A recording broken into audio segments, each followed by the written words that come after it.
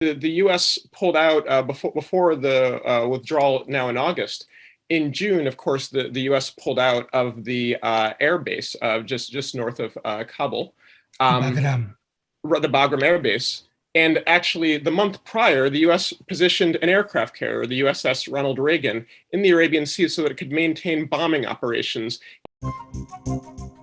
Very often we forget that there's a historical deepness to support from below, to solidarity from below between Palestinians and Syrians, going back to the beginning of the 20th century.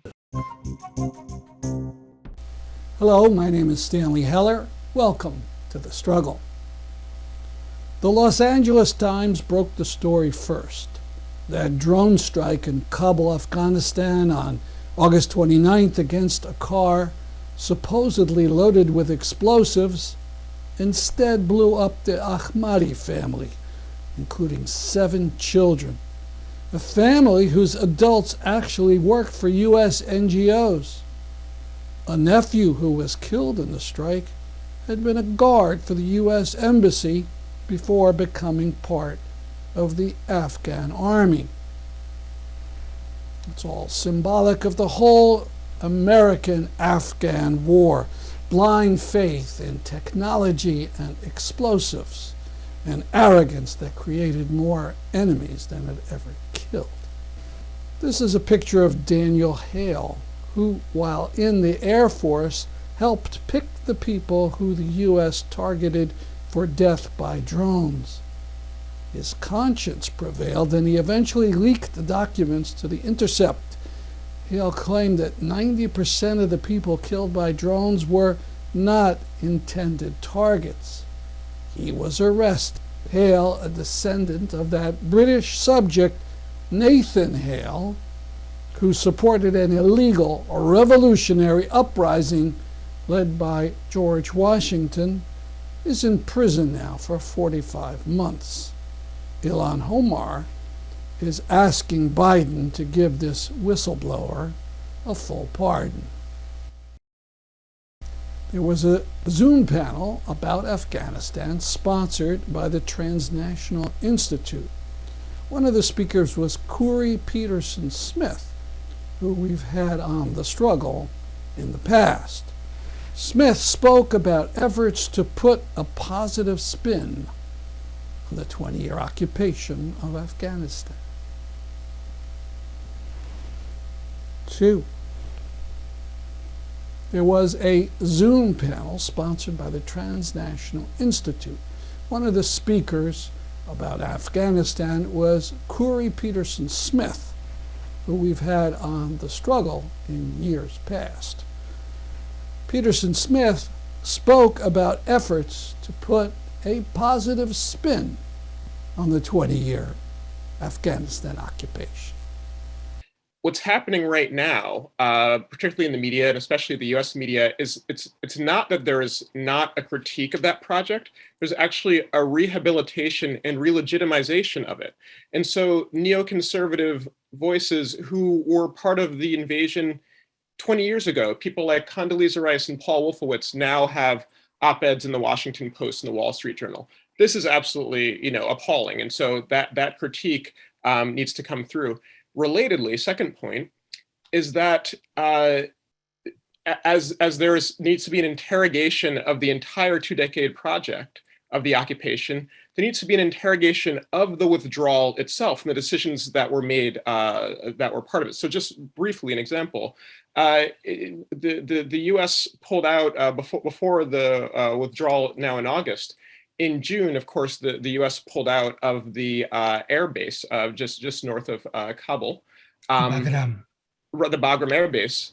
And actually, the month prior, the U.S. positioned an aircraft carrier, the USS Ronald Reagan, in the Arabian Sea so that it could maintain bombing operations, even though they were pulled out of Bagram. They also arranged to maintain bombing operations out of Qatar. And so they figured out how to continue to bomb Afghanistan, despite withdrawing from Bagram and the other air bases, but they did not figure out anything. There was no plan about evacuating the refugees. That has to be interrogated. The last point, I think, is just highlighting the protests that Afghans are leading in Afghanistan right now, particularly Afghan women, which of course is in a proud tradition of women's resistance. This is important not only, in and of itself, but because the kind of re-legitimization of the maintaining operations hinges on the notion that the US is somehow protecting women, when in fact Afghan women are speaking for themselves and fighting for themselves right now.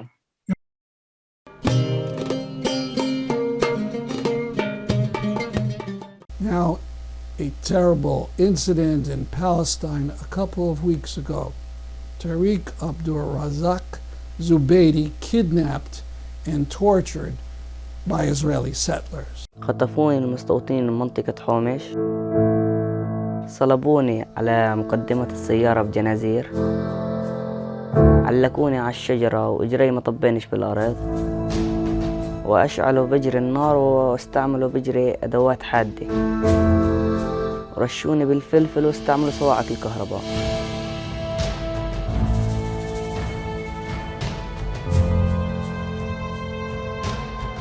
هسه بكيت أنا وأصدقائي روحنا نشتري أغراض نقعد بالميادين فوق، يعني قعدنا حوالي 20 دقيقة موعين بيصيحوا علينا باللغة العبرية. أصحابي هربوا لتحت، أول ما نزلت سيارة ضربتني، بتطلع لأنهم هذول المستوطنين اللي ضربوني، وكانوا مسكوني ربطوني على مقدمة السيارة.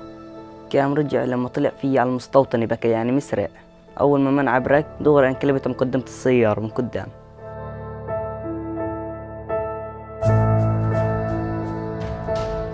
أجوا ربطوني هاي بلاستيك بيداي من ورا خلف ظهري، وحطوا بلوزة على عيني، علقوني على الشجرة، شبحوني شبح بديب من فوق بالغصان ربطوهن، وعلقوني من جرية ربطوني منيح يعني، ونزلوا.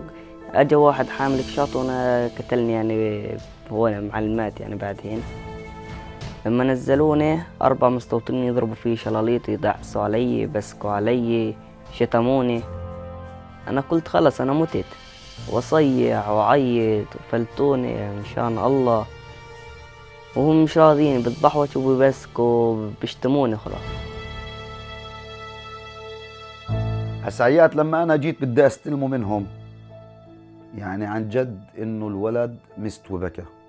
الولد يعني انا قلت عنه رايح، دعسات على ركبته على ظهره على ايديه، يعني مبين بس محل اجريهم هم يدعسوا عليه، مبين اجريه الثنتين من تحت مش قادر اوقف عليهن، الدم اللي بكى ينزل من كاعجره من تحت، يعني هم مش حتى الجيش ند ما يشوفوا الدم بينزل من يساعدوه اشي ولا اشي. انا حملته بكى شبه مسته. لما اجى خالي حملني انا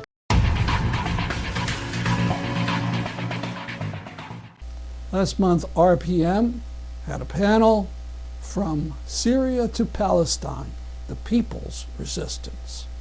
Today we'll present part of a talk by a Syrian Joseph Daher, who teaches at the University of Lausanne in Geneva.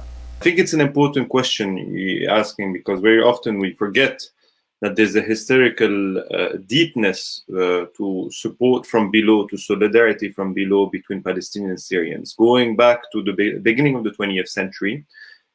As soon as as with the establishment of colonial powers, especially French and Britain in the Middle East, we already see in the 20s, criticism of in Syria of people that are also relatives of Palestinian national leadership in Palestine, criticizing the Zionist project, the colonial project, but also in both countries, or what we're saying in both regions at the time, criticizing French and British colonialism. So at the mid-20s, beginning of 20s, you already have this kind of criticism. And actually, when you have the great strike in Syria in 1935, you have forms of solidarity from Palestine, support that came through solidarity, through funding, through different ways of support to the Syrian strike. And when you have the great Palestinian Intifada or Palestinian revolt of 36 to 39, you have also different forms of support from Syria to Palestine, whether boycott of Jewish companies that are based in Palestine. You have support of funding to particular political groups, armed groups. You have also Palestinian Days of Support, and you have armed support as well. You have lots of combatants, fighters going to Palestine to fight against the Zionists and the British colonial army. We have famous names such as Izzeddin Qassam, who also had, sparked a peasant revolt in Hama in 35 in Syria and participated in the Palestinian revolt as well. You have other Syrian fighters that were very important in the great Syrian revolt of 25 and 27. For example, fighters such as Fawzi Qawqiji, who became, a fighter as well in Palestine. So you already had this kind of support at this time. What is interesting also, there was a great form of disparity from the support from below, which was very important. And as I was telling you, these forms of support and the leadership, the elites, the Syrian bourgeoisie that was pushed to support the Palestinian revolt, but was rather unwilling to do so because it didn't want to, first of all, have bad relationship with the British and the French colonial. So because there was in a form of honorable cooperation with the colonial elite. And I think this is something to remember, that throughout the history of liberation and emancipation, you have this class issue that is very important. The bourgeois elite rather seeking a form of understanding, form of cooperation with the colonial or the elite in some ways, or imperialists later on, or regional powers, while you have solidarity from below wanting to challenge rather radically the status quo and for liberation and participation. So we can see this since the 20s and the 30s. After a second period, I would say, of strong solidarity from below was obviously the 60s and the 70s, following the Six-Day War, which marked nearly the end symbolically of Arab nationalism, the defeat of the Nasser regime in Egypt and the radical Syrian Ba'athist regime. You had a period of radicalization with new left parties emerging, and also the Palestinian national movement re-emerging, being autonomous, and taking a very much importance throughout the Middle East and collaborating with various leftist radical parties, and such as the Palestinian Popular Front, the Democratic Front for the Liberation of Palestine, but even Fatah were, centers of resistance very often on many aspects, in which you had many people of the region basically going to refugee camps in Jordan until the 70s, but Lebanon afterwards, and to less extent until the 70s, 60s to Syria, in which Palestinian refugee camps were centers of resistance, where you learn basically struggle from below, resistance, etc. And a lot of people from this new left that would emerge with the end of the 60s and 70s. Obviously, there's also this international, it's not only a regional effect, but you have a new international left that is independent from the Soviet Union, from that is emerging, that is much more radical, trying to change the status quo. So you have different examples. You have in Yemen, for example, the Marxist-oriented National Liberal Front, which formed the People's Republic of South Yemen, which will later be renamed in the People's Democratic Republic of Yemen, that played an important role also in supporting the Palestinian resistance. You had in Oman, Dhofar region, also the Dhofar Liberation Front, which was also inspired by Marxism, is also challenging the kingdom. And other various leftist organizations from the Egyptian Workers' Communist parties, but also in Syria, coming back to Syria, for example, what we call Hizb al-Amal al-Shuri, which has different translation, let's say, from the Labour Communist Party or the Party of Action, the Action Communist Party, in which a lot of its individuals basically learn radical politics and in refugee camps in Lebanon. Many of them that were part of Marxist circles, which was the origins basically of the Action Communist Party, Hizb al-Amal al-Shuri, basically went to join Palestinian groups such as the Democratic Front for Liberation of Palestine, the Popular Front of Lebanon, and were martyred in their resistance against Lebanon. And actually, Hizb al-Amal al-Shuri, the Labor Communist Party, or the Action Communist Party, sent armed fighters to Lebanon in the 80s to protect the PLO from the various Israeli invasion of Lebanon. And actually, some of their members in the memoir sending, they were in prison in Syria, sending letters to Hafez al-Assad at the time and saying, basically free us and we'll go defend the PLO in Beirut. And they refused. And they understand very, very soon that the liberation of Palestine was linked to the liberation of all the peoples from the region, saying that the liberation of Palestine goes through all the capital of the region. This was very much present throughout the 60s and 70s, not only in Syria but in the various countries of the region, and especially among the leftist parties in Palestine. Also, what happened in Syria, for example, the Hizb al-Amal al-Shuri, so the Labor Communist Party, played a key role in the establishment of popular committees throughout the 83 and 86, which is a movement that gathered Palestinians in Syria. The movement described itself as a national democratic popular structure, and not seeking to become a political party, but challenging, for example, the repression of the Syrian regime of Palestinian groups in the 80s in Lebanon.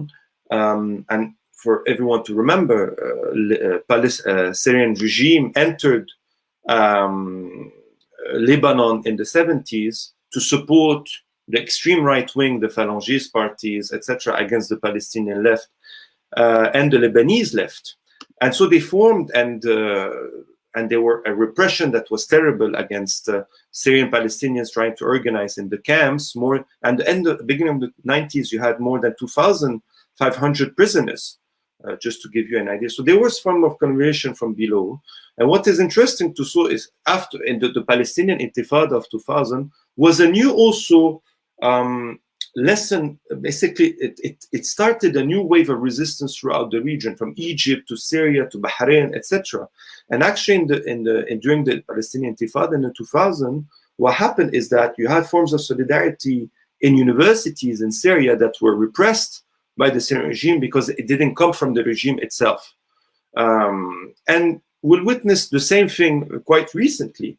If you remember, Yazan, in the latest Israeli war against Gaza, you had a demonstration of solidarity in Damascus that was repressed because no picture of Bashar al-Assad was present. And at the same time, again, you can see this class distinction between the bourgeois, I think, elite, not willing to support the Palestinian resistance, historically speaking, because it's not only about the emancipation and liberation of the Palestinians, but of the region very often. Palestinians have been an example on this level. And actually, the opposition in Syria, the exiled opposition of the official bodies, such as the Syrian National Council, National Coalition for Syrian Revolution, and opposition forces, were also very keen not to show any kind of strong support to the Palestinian solidarity because they do not want basically to scare their Western support, to Gulf support. And even at the beginning of the revolution saying, we won't talk about the Palestinian issue. But there were forms of solidarity in the Palestinian refugee camps, such as Yarmouk, but I think Nidal will speak more about this. So just to resume, you have a history of solidarity from below that is not only about emancipation and liberation, but has also a class perspective that is, I think, very important, in which the leadership of the region never felt at ease with Palestinian liberation because it was also challenging their power. And I think this is something very important to understand with the Palestinian cause. Joe, sorry to cut you off, but I think this is a very interesting point, and it leads me to a secondary question. Just like you said, there seems to be a separation between solidarity from below to the Palestinian cause and regimes. And we know recently when there's discussions, particularly on Syria, a lot of the international left, the quote unquote international mainstream left, seems to rally around the Syrian regime, Bashar al-Assad, on the grounds that it is quote unquote anti-imperialist, anti-Zionist, and is, supporting the resistance in the Palestinian cause. Can you talk a bit about this dynamic and how perhaps or arguably there is a weaponization by the Assad regime of the Palestinian cause to allow its sustainability and allow, people to rally around it? Yes, I think you're right, partially speaking. On the international left, unfortunately, also the regional left. Also, we shouldn't forget, about even the Arab left, or the Palestinian left, the Syrian left. Certain sections of this, and obviously, there are divisions, but strong section of the left, unfortunately, regarding, for example, the Syrian revolution, took rather than saying a bad position, would say not only a bad position, but I think betrayed the principles of the left, which is basically emancipation and liberation, being in support of people in struggle, especially against a bourgeois, reactionary, collaborative regime in all aspects, I think, of it. And I think there's different reasons behind this.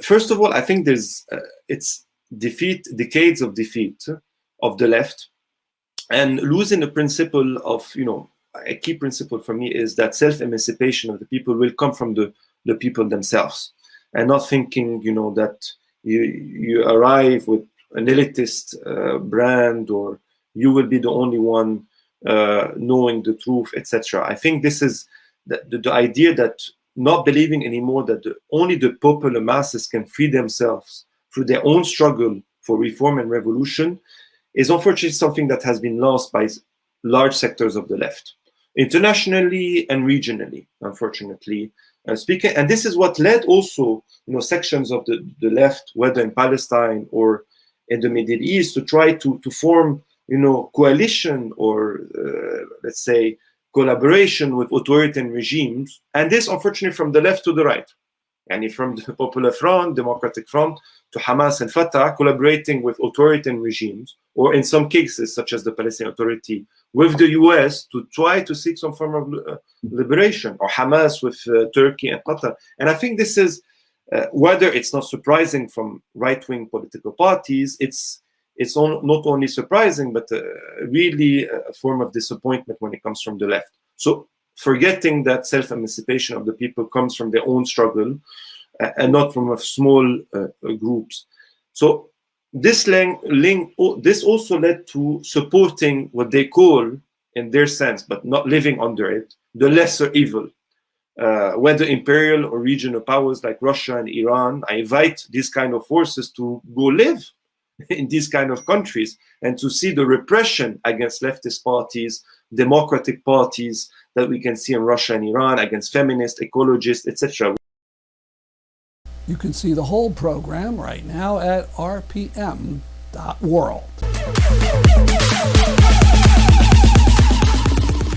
Here are two pictures from a place in the Arctic, the same place.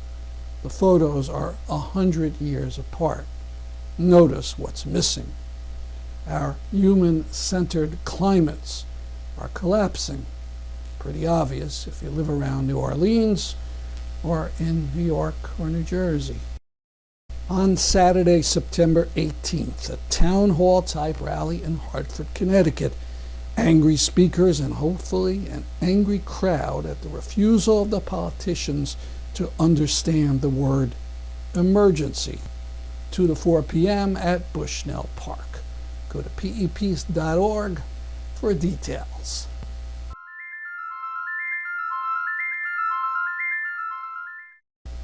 This is Remington Woods, owned by a Dupont spinoff, on its way to development, unless people of Bridgeport, Connecticut and the world can stop it. Every tree they rip out adds carbon to the air. This at a time we desperately need things to keep carbon sequestered. After Hurricane Ida and the unexpected disaster from the Ida remnant, this should be plain. Reforest, rewild, oppose carbon crimes.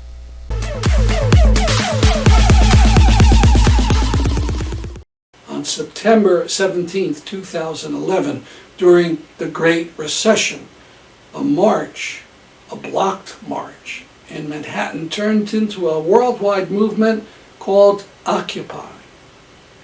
TSVN was there that day during the attempted march that was blocked to Wall Street.